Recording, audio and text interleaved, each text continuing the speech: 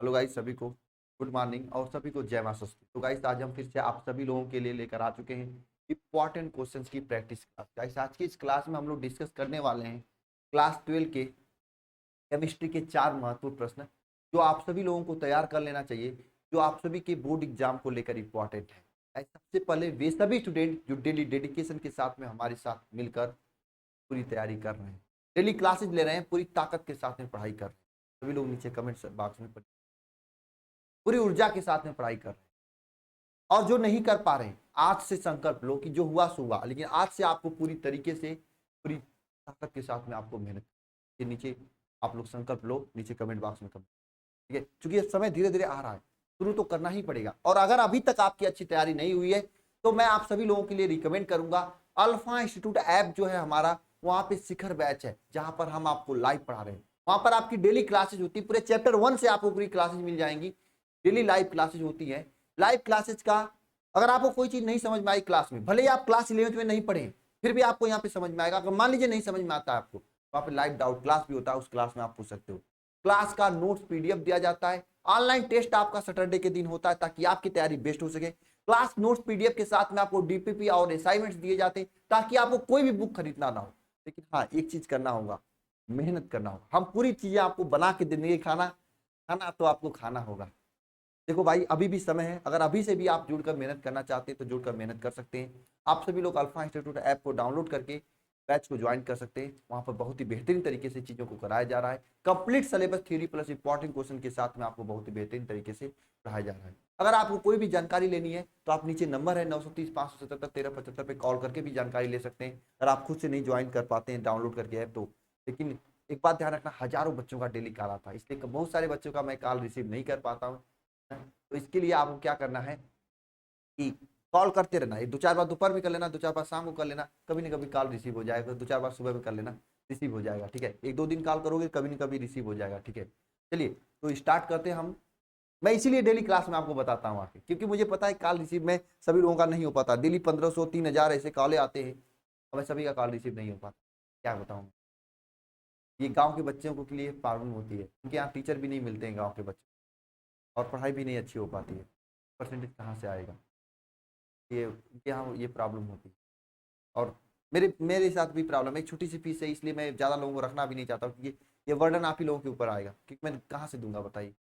ये एक लोगों को रखा हूँ भाई, जिसको पढ़ना होगा बार बार फोन करेगा, मेहनत करेगा, पढ़ेगा। सब लोग 15-15 किलोमीटर जाते हैं पढ़ने के लिए, कोई 10 बार फोन करके ज्वाइन नहीं कर लेगा। ठीक है, चलिए स्टार्ट करते हैं आज की क्लास को ना। तो बुरा मत मानिएगा अगर फोन रिसीव ना हो तो। ठीक है, चलिए क्वेश्चन नंबर 1 है आपके सामने। प्रबल एवं दुर्बल विद्युत अपघट को उदाहरण सहित समझाएं। प्रबल विद्युत अपघट क्या होता है? हालांकि ये क्वेश्चन मैंने कल या कभी मैं करवाया था, मुझे जहां तक याद है। ठीक है, ये होमवर्क में भी दिया था मैंने। ठीक है, बताओ प्रबल विद्युत अपघट क्या होते हैं? वे विद्युत अपघट, प्रबल विद्युत अपघट क्या होता है?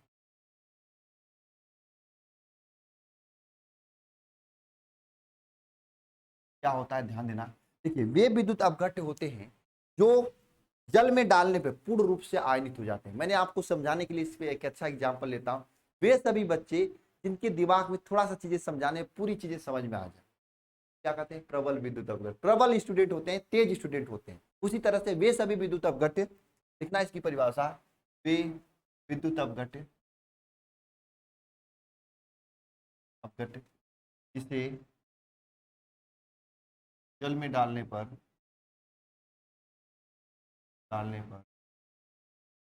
पूर्ण रूप से आयनित हो जाते हैं। उसे क्या कहते हैं? उसे प्रबल विद्युत अपघट्य। प्रबल विद्युत अपघट क्या होते हैं? वे सभी विद्युत अपघट जिसे जल में डालने पे पूर्ण रूप से आयनित हो जाते हैं, उसे प्रबल विद्युत अपघट कहते हैं। एग्जाम्पल लिखना है आपको तो लिख सकते हैं NaCl, KCl, ये सभी एग्जाम्पल आप लिख सकते हैं। HCl और NaOH, ये आपके एग्जाम्पल, ये आपके एग्जाम। बात करते हैं दुर्बल विद्युत अपघट का।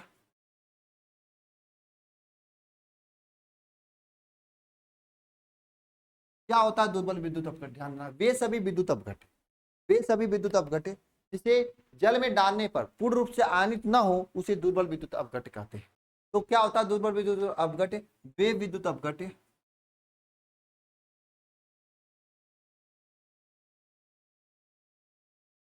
जिसे जल में डालने पर पूर्ण रूप से आयनित नहीं होते हैं, तो क्या कहते हैं? से दुर्बल विद्युत अपघट्य कहते हैं। तो क्या कहते हैं? दुर्बल विद्युत अपघट्य।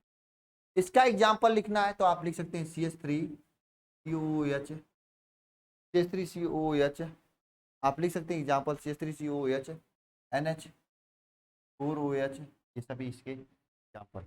ठीक है, नेक्स्ट क्वेश्चन देखते हैं। अगला क्वेश्चन ये है, नर्स समीकरण की व्याख्या कीजिए। अगला क्वेश्चन क्या है? नर्स समीकरण की व्याख्या कीजिए, बताइए बताइए नर्स समीकरण की व्याख्या करना। नर्स समीकरण क्या होता है?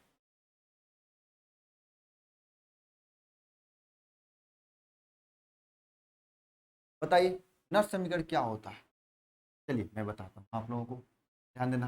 कमेंट बॉक्स में आप लोग कमेंट कर दिया करो अगर आपको आता है क्वेश्चन तो। नर्स समीकरण क्या होता है?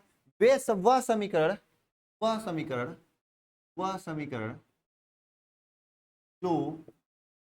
वह समीकरण जो क्या करे? इलेक्ट्रोड विभव तथा विलयन की सांद्रता के मध्य इलेक्ट्रोड विभव तथा विलयन की सांद्रता के मध्य संबंध बताए उसे क्या कहते हैं? उसे नष्ट समीकरण कहते हैं। यानी इलेक्ट्रोड विभव तथा विलयन की सांद्रता के मध्य संबंध बताया उसे क्या कहते हैं? नष्ट समीकरण कहते हैं। और नष्ट समीकरण होता क्या है? नष्ट समीकरण E इज इक्वल टू होता है E naught minus 2.303 RT/NF log base 10 1/m plus, ये इसका फार्मूला होता है। ठीक है, अब यहाँ पे ध्यान देना, आर क्या है? यहाँ पे आर को कहते हैं गैस नियतांक,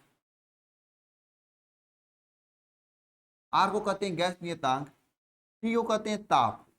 ठीक है, यह क्या है? फैराडे संख्या। यह क्या है? फैराडे संख्या। एन क्या है? इलेक्ट्रॉनों की संख्या, प्रयुक्त इलेक्ट्रॉनों की संख्या। एन क्या है? प्रयुक्त इलेक्ट्रॉनों की संख्या। एन क्या है? प्रयुक्त इलेक्ट्रॉनों की संख्या है। और यम प्लस क्या है? आपका विलयन में धातु की सक्रियता है। यम प्लस क्या है? विलयन में धातु की सक्रियता। यह आपका क्या हो गया? एक तरह से संबंध हो गया। यही आपका नष्ट समीकरण होता है। नष्ट समीकरण क्या होता है? वह समीकरण जो इलेक्ट्रोड विभव तथा विलयन की सांद्रता के मध्य संबंध बताया उसे क्या कहते हैं? नष्ट समीकरण कहते हैं। समीकरण आपका यह E equal to E0 minus 2.303 RT/NF log 10 base 10 1/m। R का है गैस नियतांक, टी क्या? ताप, एफ क्या? फैराडे संख्या, एन क्या है? प्रयुक्त इलेक्ट्रॉनों की संख्या, एम क्या है? विलयन की सांद्रता। मैं आप लोगों से एक रिक्वेस्ट कर रहा हूँ, करोगे बताओ?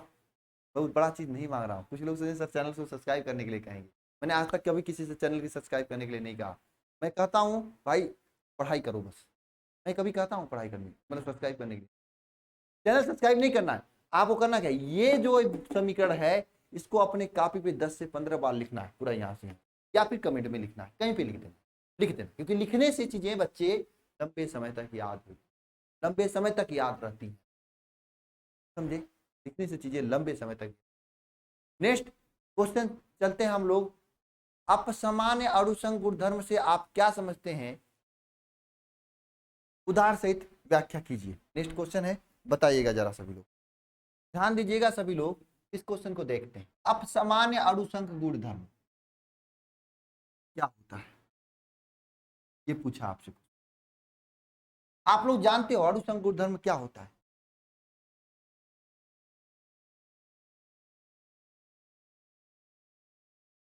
बताओ, आप लोग जानते हो? बताओ। नहीं। अणुसंख गुणधर्म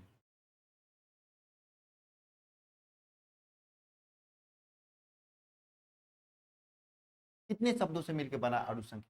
अणुसंख्य गुणधर्म, यानी ऐसा गुणधर्म जो अणुओं की संख्या पर निर्भर करे उसे क्या कहते हैं? अणुसंख गुणधर्म। अणुसंख्य गुणधर्म है, इसका मतलब क्या होता है? ऐसा गुणधर्म, किसी विलयन का ऐसा गुणधर्म, किसी विलयन के ऐसे गुणधर्म, किसी विलयन का ऐसा गुणधर्म जो अणुओं की संख्या पर निर्भर करे उसे क्या कहते हैं? अणु संख्य गुणधर्म। यानी ऐसा सभी गुणधर्म जो अणुओं की संख्या पर निर्भर करे उसे क्या कहते हैं? अणुसंख्य गुणधर्म का। ऐसा गुणधर्म जो अणुओं की संख्या पर निर्भर करे उसे क्या कहते हैं? अणुसंख्य गुणधर्म कहते हैं। वे सभी गुणधर्म जो अणुओं की संख्या, जो विलयन में उपस्थित अणुओं की संख्या पर निर्भर करे उसे क्या कहते हैं? अणुसंख्य गुणधर्म कहते हैं। यह जो यह 4 प्रकार का होता है। कितने प्रकार का होता है? 4 प्रकार का होता है। इसमें से पहला होता है पराशर दाब दाब, दूसरा होता है वाष्प दाब में अपेक्षित अवनमन, तीसरा होता है आपका क्वथनांक, क्वथनांक में उन्नयन, चौथा होता है आपका हिमांक में अवनमन। ये 4 प्रकार के अणुसंख्य, समझ में आया? चलिए नेक्स्ट क्वेश्चन पे, अगला क्वेश्चन आप सभी लोगों के सामने। राउल्ट्स का नियम लिखिए। क्वेश्चन क्या है?